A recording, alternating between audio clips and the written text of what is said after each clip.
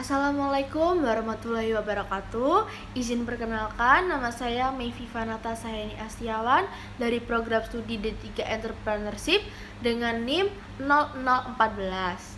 Saat ini saya akan membawakan kesimpulan dari PPT yang sudah di-share oleh Ibu Ida mengenai Pancasila sebagai sistem filsafat. Pancasila sebagai sistem filsafat merupakan bahan renungan yang mengunggah kesadaran daripada pendiri negara, termasuk Bapak Presiden kita yang pertama yaitu Soekarno ketika menggagas ide filosofi Groundslack. Perenungan ini mengalir ke arah upaya untuk menemukan nilai-nilai filosofis yang menjadi identitas bangsa Indonesia. Nah, perenungan ini yang berkembang dalam diskusi-diskusi sejak sidang BPUPKI sampai ke penegasan Pancasila oleh PPKI, termasuk salah satu momentum untuk menemukan Pancasila sebagai sistem filsafat. Mengapa Pancasila dikatakan sebagai sistem filsafat?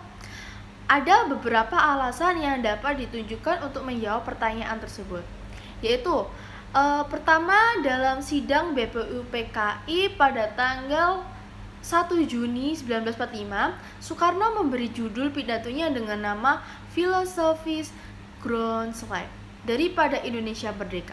Adapun pidatonya sebagai berikut.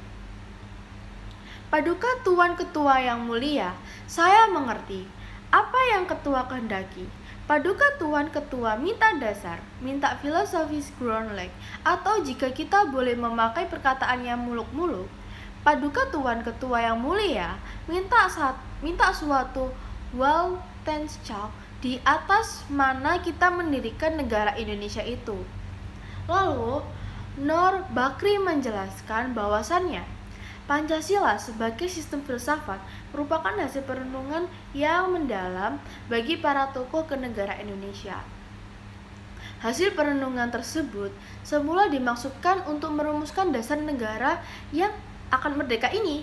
Selain itu, hasil perenungan tersebut merupakan suatu sistem filsafat karena telah memenuhi ciri-ciri berpikir kefilsafatan.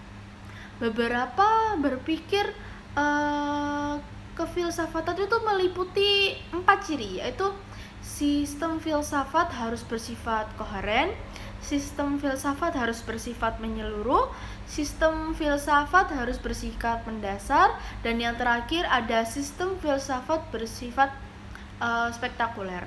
Lalu kedua, Pancasila sebagai Weltanschauung, artinya nilai-nilai Pancasila ini merupakan sesuatu yang telah ada dan berkembang di dalam masyarakat Indonesia itu sendiri, yang kemudian disepakati sebagai dasar filsafat negara Indonesia. Nah, bagaimana cara saya mengimplementasikan Pancasila sebagai sistem filsafat di negara kita ini? Tentunya pasti mendasari sila-sila Pancasila, yaitu ada sila pertama, ketuhanan yang Maha Esa, tentunya beribadah sesuai dengan kewajiban masing-masing, dengan keagamaan masing-masing, menghormati keyakinan orang, dan tentunya menjaga toleransi. Lalu ada sila kedua, yaitu kemanusiaan yang adil dan beradab. Tentunya kita harus bersikap sopan kepada orang lain, menghormati orang lain, dan membantu sesama tanpa kita mendiskriminasi orang tersebut. Lalu yang ketiga ada persatuan Indonesia, yaitu menjaga kerukunan dalam keberagamaan, menghindari konflik. Yang paling gampang pastinya mencintai produk dalam negeri sendiri, yaitu mungkin membeli produk dalam negeri seperti itu.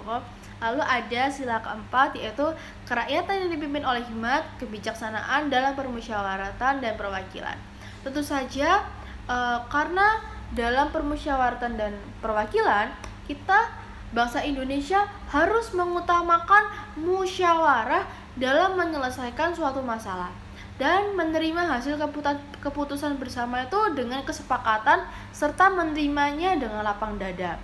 Lalu ada keadilan sosial bagi seluruh rakyat Indonesia, yaitu membantu sesama yang membutuhkan, mendukung program sosial yang diajukan oleh pemerintah, dan bersikap adil dalam berbagai aspek kehidupan.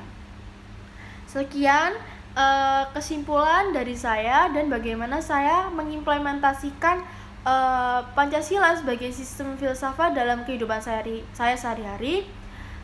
Saya pamit undur diri. Terima kasih. Wassalamualaikum warahmatullahi wabarakatuh.